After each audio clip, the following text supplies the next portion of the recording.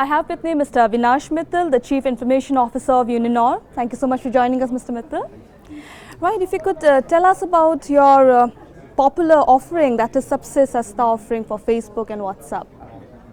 You see, in Uninor we believe in affordable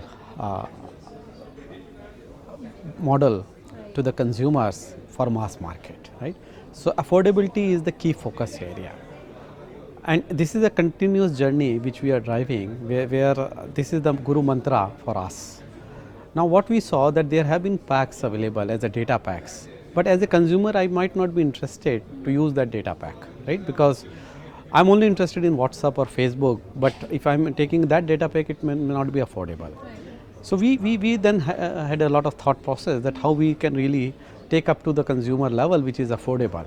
And we have created a packs which is the Facebook packs, which is the WhatsApp packs, which is as cheap as 1 rupee per day you can use WhatsApp, 1 rupee you can use Facebook, 5 rupees you can use in a week, or a 15 to 17 rupees you can use in a month.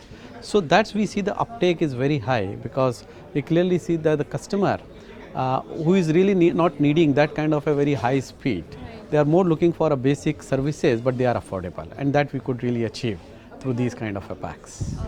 Is this available in Delhi? We don't have operations in Delhi. Why so is that? We operate in 6 circles. Okay.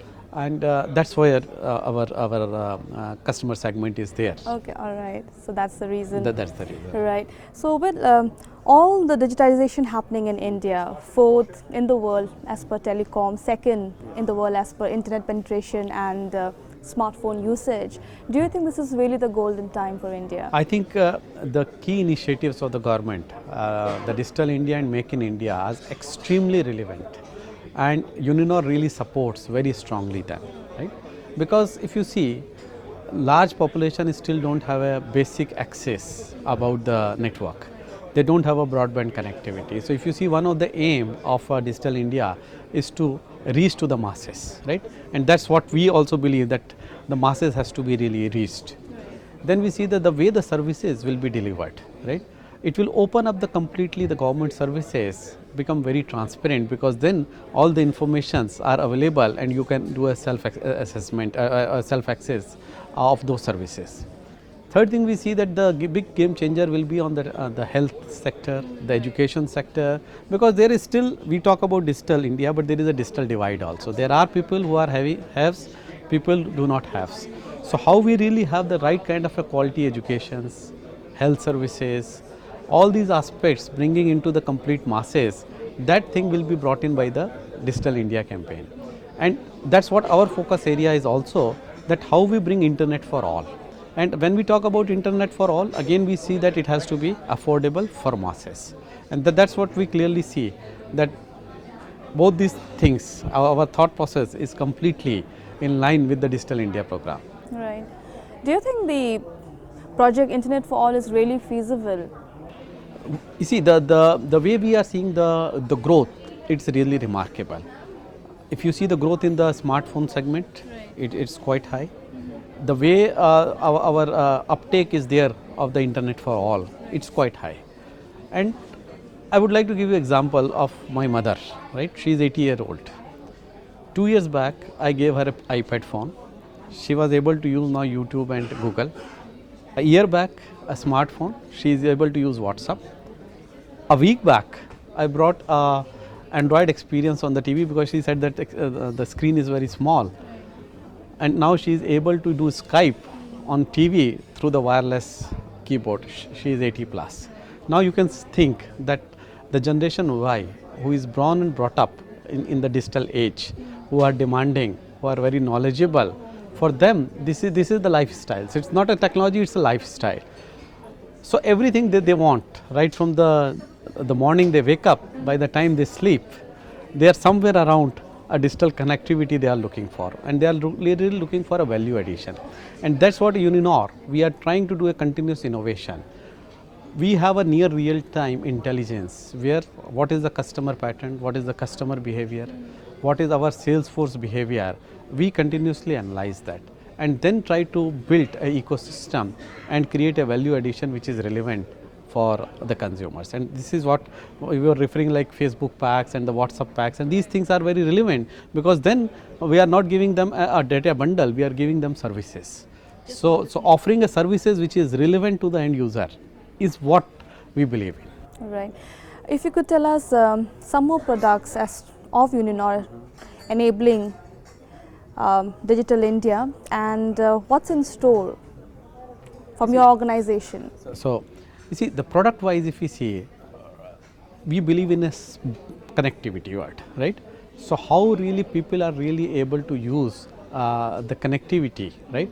Be internet, be voice, be SMS. So we believe that the basic services are, earlier we focused on the basic services as a voice. Now we focus on the basic services, the data also, because we clearly see that there is now a demand for a data services, and the ecosystem and the consumers are ready to have that uptake. So that's what our focus is, that how we really ensure those services, which is voice, SMS and data, affordable to all. So we have a similar SMS packs, we have a similar voice packs, we have on-net packs, which are really affordable packs. And what again we believe that the way the applications are getting developed, right? How we take those applications and services to the masses, that will be our continuous endeavor to reach to the end users. And that's the continuous innovation which we are bringing in. Okay. Do you also deal with video technology? No, currently, because what we see that the video technology, the content is still, that ecosystem is yet to mature, right? And as a masses, they are happy with the TV which is coming either through the set-top box or through the cable TV. But of course, going forward, we clearly see that the way the convergence is happening on the device front, the convergence is happening on the network front, convergence is happening on the service front, convergence even happening on the industry front, because now it's just a delivery channel and an application, which are both common. So irrespective of the industry, it's the same thing.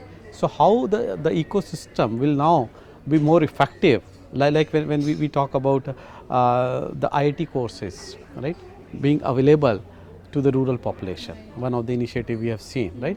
That is something that the quality education is available to the masses, and that's what our endeavor will be, that how the relevant services we will make it available to the area where we operate. Okay. If you could tell us a little more in details about the products you have, which is typically for the rural India, and some products which is for the urban India, and how would you distinguish? You see, we don't think that there is a, from our perspective, there is a rural India or there is a urban India. Why? Because our target is mass, right? And masses, we see that the behavior and the pattern is almost similar, right? So we really don't believe. We believe that everyone, the customer segment. So let's term it the other way around. Let's term it the two Indias we have: the urban India, where the Mbps is a problem. We are looking for a higher Mbps and a better one, and we have areas where the internet does not exist. So how would you go ahead and tackle this problem? That's what we clearly see, that the area where the internet is available, we have introduced the internet packs, which is where Facebook and WhatsApp. The area where internet is not available, then still the primary communication is voice and SMS, and that's what we have brought a lot of tariff packages which are extremely affordable packages, as a combination of voice and SMS, as a standalone voice packages, our online, which is Uninor to Uninor offerings, because then we see that customer is not really making a calls to hundreds of people. In rural areas, the customer is making call to a limited set, and if that community is a close-knit community and they are Uninor, then Uninor to Uninor call is extremely affordable. And what do you think would be the role of public-private partnership as an enabler for Digital India? No, see, this is extremely important, because unless this happens, the whole ecosystem has to really drive. So we clearly see that the policies, the way the vision is there, the simplification which is being planned, and the private participation, that will only make the system really working, and the execution, because many times you have a vision but the execution becomes weak. Now we clearly see that the vision combining with the execution will really fulfill the dreams of making India as well as Digital India, because you see, it has to be affordable to consumers, also it has to be affordable to the producers, because if producer is making a loss, then there will be a challenge of a continuous basis creating that ecosystem. So that's what we see, that if because of the economy of the scales, the combination of the forces and the policies which are really now moving forward with the vision of Digital India and Make in India will make it happen. Great. Thank you so much. Thank you.